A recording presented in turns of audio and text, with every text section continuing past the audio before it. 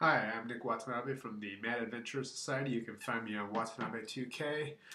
Yet another one of my unboxing videos. This time we have a new wonderful box, and this one would be me cutting my hand off. No, it is actually the wonderful dun, dun, dun, dun, dun, dun, Star Wars Armada. If I actually ever get it up there. Here we go. So, I've actually brought some aids along this week. A little hard to get out. Okay, so we have a very nice thick box. We'll hold that up for you. You're going to see the reflection on my screen. So here we have the nice Star Wars Armada board game now, or miniatures game. Before I open the shrink wrap, on the back, what do we get? We get a Victory 2 class Star Destroyer, the Nebula B frigate, Corlin Corvette, and various starfighter groups. So let's open it up, see what's inside, and then we can take a little bit of a comparison. Okay, so easy to open, good white cardboard box. Lid comes off easily, that's nice. Right off the bat, we get to learn to play and a lot of punch outs and tokens. You're going to have your cards for your squadrons, and I'm dropping stuff, as well as for your capital ships. And I dropped stuff from the floor. Here we go. These would be some of your crew cards and so forth. If you played X-Wing, I think you'll get the idea that some of these cards help you make maybe special maneuvers, defense, so forth. I see this one, for example, is a compartment fire. Oh, so that'd be a damage card most likely, and you have a compartment fire. Your crew cannot ready defense tokens. We have our nice holders and counter slots, which I actually like the look of so far. Your nice dice here. Give a little closer look with all your various things. And ooh, okay, so people are wondering, how big are these? So here's a TIE fighter.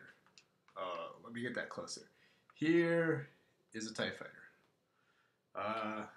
Not going to be very easy to pin, but for example, if we put this in comparison to the previous Wizards of the Coast line of starship miniatures, for example, we have an A-Wing here, nice big size, and we have the TIE fighter. Now, obviously, you're not going to play these in the same game, but people are actually curious about, more importantly, about the size of the starship, the capital ships. So I'll pull out the one we're all waiting for Victory class Star Destroyer. I believe something like 900 meters long, so from this end to this end. In comparison, for example, the Wizards of the Coast Systems Star Destroyer, Imperial class Star Destroyer, so one that's actually 700 meters longer than this, is actually smaller. And as you notice, this one's nice and straight, looks good. Look at the nice detail. Someone's painted it for you. You don't have to worry about that. As opposed to the Wizard of the Coast one, where, as you'll notice, looks like it's bent, might have hit something, a little bit of bad driving. I blame the Empire.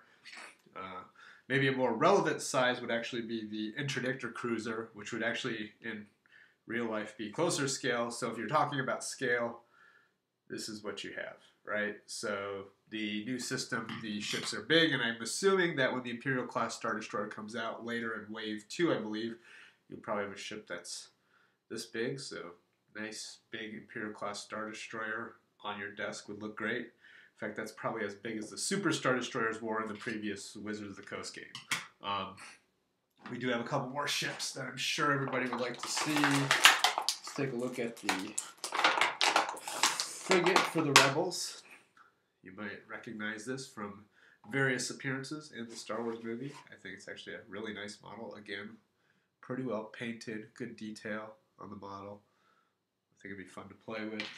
And last, but definitely not least, our Corvette. Hold that up a little closer to the camera. Oops, so you get a better look at what it is. You can take a look. Looks pretty nice. We put them all together in scale. Not too bad. We think about the Starfighter to ship scale.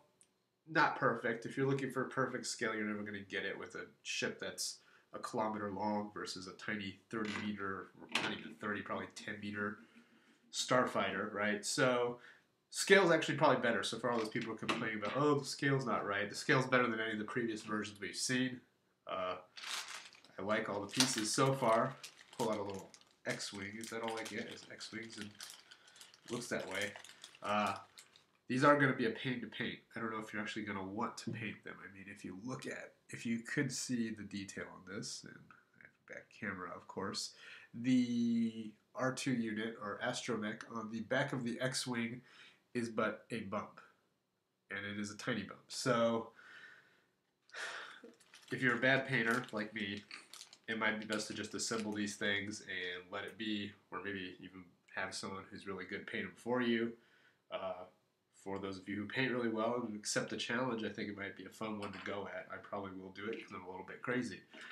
So that's a brief review of Star Wars Armada. I'm throwing stuff around now, right? Here's the empty box. We've seen everything there is.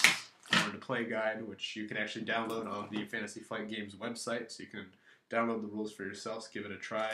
And hey, Brian actually used real scissors this time. So thank you. I hope you enjoyed that, and feel free to comment.